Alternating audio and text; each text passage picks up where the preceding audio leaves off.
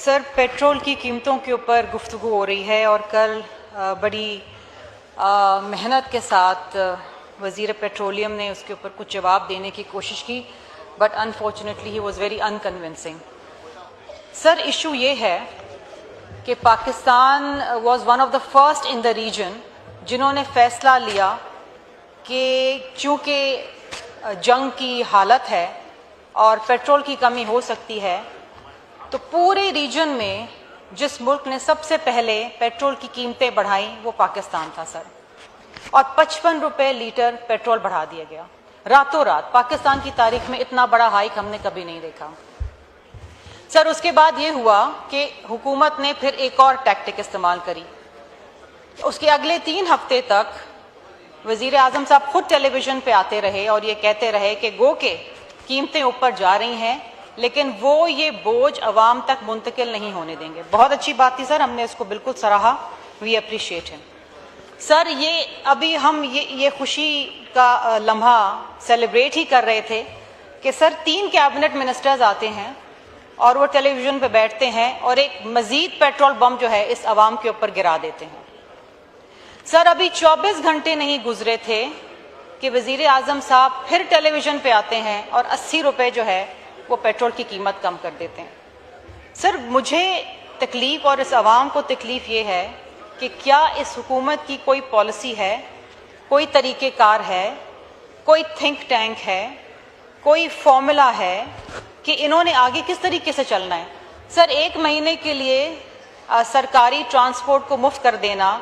या 6 महीने के लिए वुज़रा की तनख्वाहें काट लेना या 60% गाड़ियों को आप ग्राउंड कर लें, ये मसले का सर हल नहीं है सर। PDL जो वज़ीर आज़म साहब ने 80 रुपए कम किया सर, आज भी अगर आप देखें पेट्रोल की कीमत के ऊपर इस वक्त भी सर 131 रुपए टैक्स लगा हुआ है।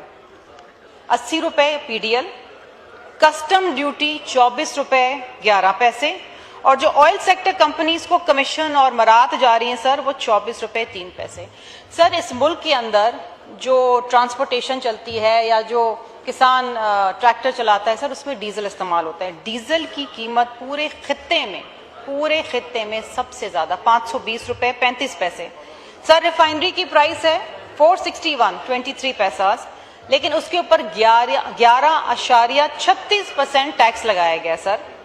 कस्टम ड्यूटीज 35 रुपए, क्लाइमेट लेवी जो आप सबसे ली जा रही है 2.5 रुपए सर वो, और फिर जो ऑयल सेक्टर कमीशन जो जा रहा है वो 20 रुपए 88 पैसे सर। मेरी बड़ी छोटी सी दरख्वास्त है, और मैं क्योंकि हम सियासतदान हैं, हम लोगों से भी मिलते हैं, बाहर भी जाते हैं, हमें बड़ी गालियां पड़ती हैं सर। हमें लोग पूछते हैं कि हमारा गुजर बसर किस तरीके से होगा। ये सिर्फ पेट्रोल की प्राइस नहीं है सर, आपके बावर्ची खाने का खर्चा बढ़ गया, आपके बच्चों की फीस बढ़ गई, ट्रांसपोर्टेशन बढ़ गई सर, इन्फ्लेशन बढ़ जाएगा, इंटरेस्ट रेट ऊपर चला जाएगा सर। मेरी दरख्वास्त ये होगी कि ये हुकूमत बैठे, अगर खुद ये फैसले नहीं कर पा रही तो कहीं से कोई कंसल्टेंसी ले ले, लेकिन एक लाएअमल तय करे, क्योंकि आज का मसला नहीं है, ये अगले 1 महीने का मसला नहीं है, अगले 2 महीने का मसला नहीं है सर। इसके दूर दराज जो असरात होंगे वो न जाने कहाँ तक पहुँचेंगे और किस किस को पहुँचेंगे। किसान बर्बाद हो जाएगा सर, आपको यूरिया नहीं मिलेगा, आपको DP नहीं मिलेगा सर।